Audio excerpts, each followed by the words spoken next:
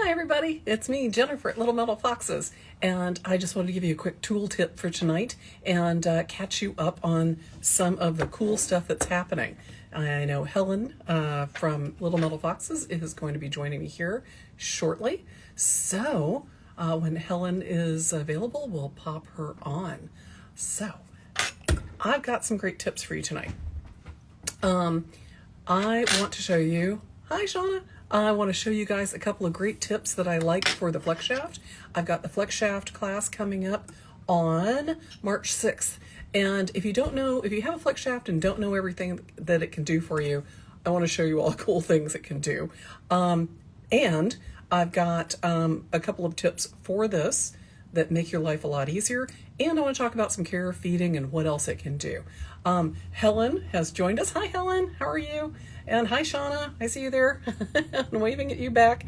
So, yeah, let's see if we can get Helen to join us here. Yeah, see if you can do that. There we go. Yeah, Helen will join me. We can talk about some of the upcoming classes. But what I want to share with you is, hi, Helen. How are you? I'm good. How are you? Doing real good. So I had a couple of tips that I wanted to show for the Flexshaft, and this is something that that I've been wanting to do for a while and wanted to share with everybody just in the world in general. So, are you ready for this? I know I haven't shared it with you. This is one of my favorite things. It's a heat shrink tube, and they're usually used for electronics and for wiring and things like that. And you can get these at the hardware store, and they come in lots of different sizes. And what you do with these is you usually slide them over a wire that you're connecting and then add a little heat, use a heat gun or a lighter, and it shrinks the tube around your wires. That works really well for your burrs as well. Look at that. So what I do with them, I've got a 3.5 millimeter burr that I use a lot for stone setting. It's the one I use the most, and I'm always looking for on my bench. So what I did was I cut the white tubes in half and shrank them over the shaft of my 3.5 stone setting burrs. They're color wires. And they're color coded, exactly right. So what I usually do for the burrs, because the little things can be a little long, is I just cut them in half like that.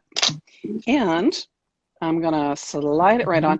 And I slide them down over the hilt a little bit so it doesn't slip on the handle too much.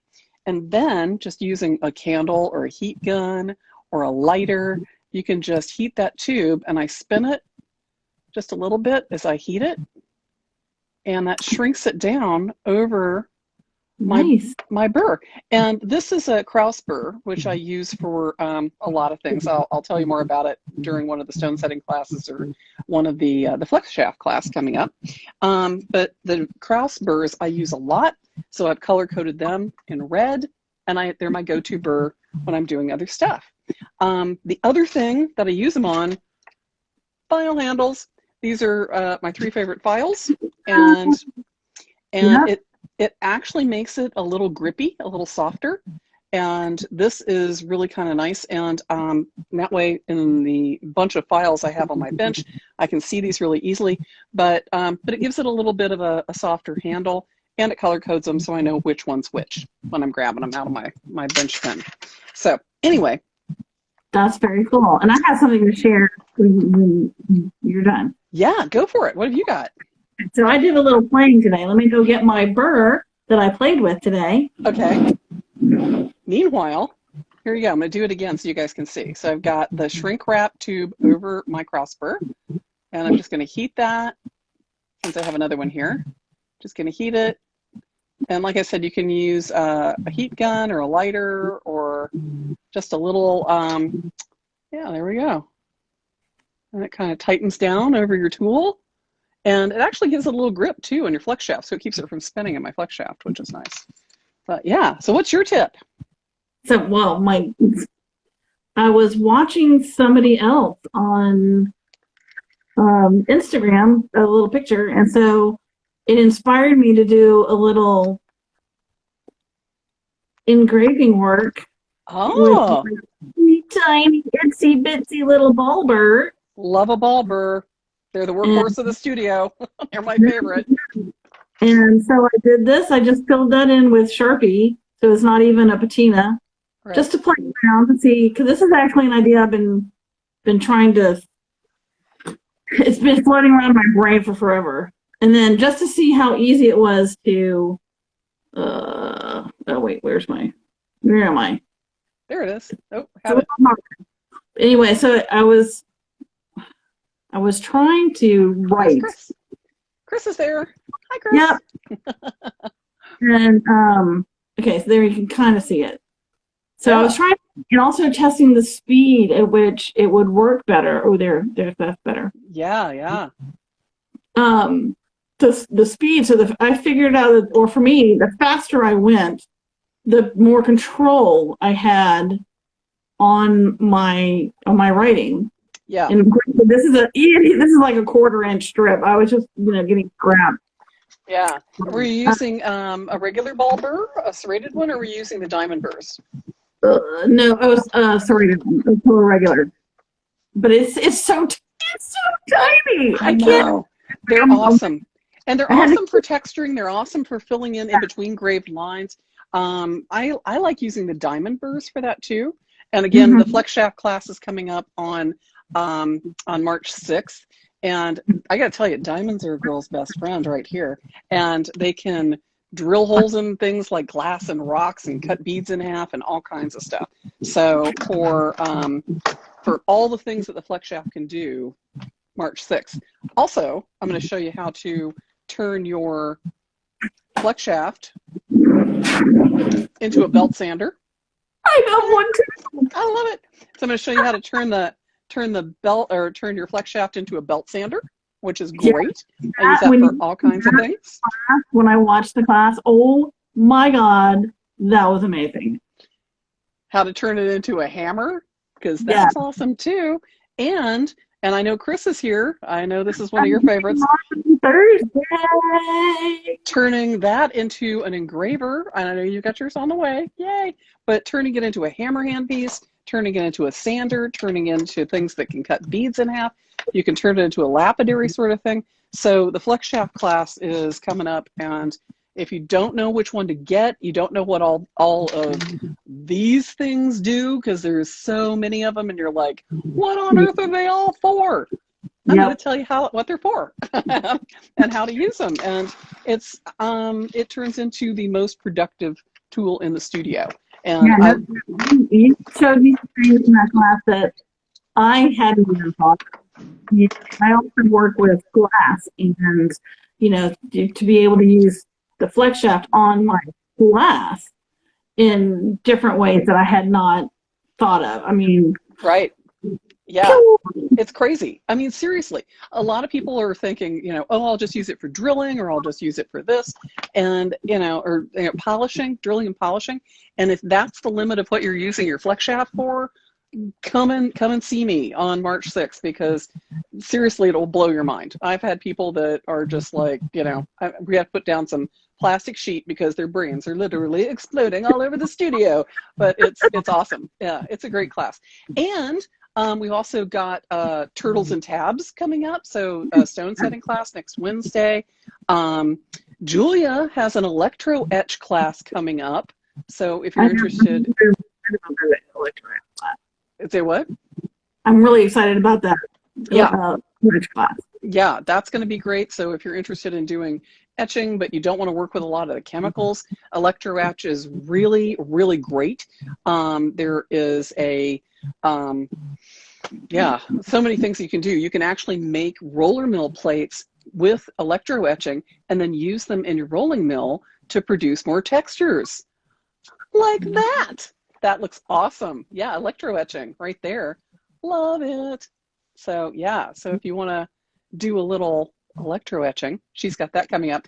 Also, I'm going to interview AJ Power on Thursday, and I'm really excited about that. AJ is an amazing painter, illustrator, and he is going to be teaching our first drawing, intro to drawing for jewelers and craftspeople, and makers in general. So if you're one of those people out there that you're a little intimidated about, sort of sketching down your ideas, and you're not quite sure how to like draw a circle or sort of shade things or capture your ideas down on paper for later, AJ really makes it, oh gosh, he's so good at sort of helping you build confidence. He is really encouraging and shows you some great tools and tricks for being able to capture your ideas and make it so that you feel better about drawing and sketching. But for makers, it's really important for us to be able to do that so that we can, it's a lot of times you're not sitting at your bench, or you don't have a moment to sort of like get that thing made that you want to make. And it's like, well, I was thinking about it the other day and I can't remember what it was. Sketchbooks are like the best way to document that stuff and get it down. And to build confidence in that and do it, AJ's great for that. So he's going to be starting the first class on March 1st. It's a 4-week class to help you guys build some confidence. There are 7 seats left in the drawing class, so we're really excited about that. So yeah, please, if you guys have ever been a little intimidated about drawing and you're like, I can't draw, you can, and AJ can show you how, and it's great. So I'll be talking to him on Thursday at 6.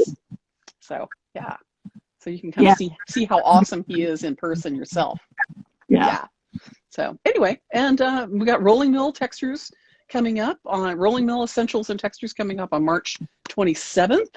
So that'll be fun. I'm going to go over like all the fun things about like, getting a rolling mill and how much they cost and who makes the best ones and who makes the cheapest ones and what all they can do and what it's like when you get it in the box, because they're like in parts and you're like, what now?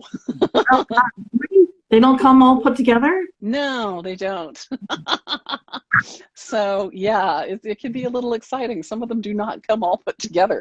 And there are things that you have to do, some care and maintenance and things like that. And some of them have rollers that you can change out, and there's all kinds of different places that you can get them from. Fortunately, Little Metal Foxes has a discount at Rio for our oh gosh, skeleton leaves for the class. Chris says, I've got some. Thank you, Chris. But we've got all kinds of things. We've got a discount with Rio Grande for our students. So if you're a Little Metal Foxes student, you can go to Rio Grande's website and register as a student and get a discount through them. We're also a Peppy Tools affiliate, so you can actually get a discount on Peppy Tools through Little Metal Foxes too. So yeah, absolutely. What other classes? What did I miss? What's coming up next week? Oh, next week. So we also have, foxtail chain. Oh, the foxtail chain. How can I forget the foxtail chain? Right? Oh my gosh. That's going to be really cool. And I know Chris at Lion Punch Forge was talking about the really cool ring stretcher that we've got for, do you have one there? I know Chris does. But the ring stretchers, we have some vintage, they're used to sort of open and close little rings. Links, yeah. Rings. And she uses them to stretch her silver rings. And we've actually sold a few of those on our site. You can also find them on eBay, but it's a great chain. And if you don't know about fusing silver, this is a great way to learn how to work with fine silver to fuse the links instead of soldering. Fine silver makes a great chain for foxtail, and Julia's going to show you the basics for loop and loop chains and fusing fine silver. So that's a great class, and that's coming up when? Chain link, which is some of her other classes. This you're dealing with all soldered rings, or fused rings. Fused rings, yeah. It's a very ancient chain. It's an Etruscan style chain almost. So it dates back that far when they were actually fusing those parts together and working in gold. So you can find it in ancient Greece and Rome, and those Etruscans, those people, they were good at that. So they were very yeah. So anyway, I just want to say, hi there, Stella Designs. Hello. And great. I'm so glad to see everybody. So thanks everybody for joining us. And like I said, join us again on Thursday night at 6. I'm going to be talking to AJ Power for a little bit, and what he's going to be doing in the drawing essentials for makers. So if you are, again, interested in that, please peek in. So thanks, Helen, for joining me. Yeah, you're welcome. Thanks for the tool tips, and we'll see you guys later on. If you missed, actually something to share because yeah, I love that. Well, and if anybody is joining us late and you missed the tool tips, this will be posted on our on Little Metal Foxes, so you can go and see it there. So thanks, everybody. Yes, right. We'll see you guys later. Bye. Okay. Bye.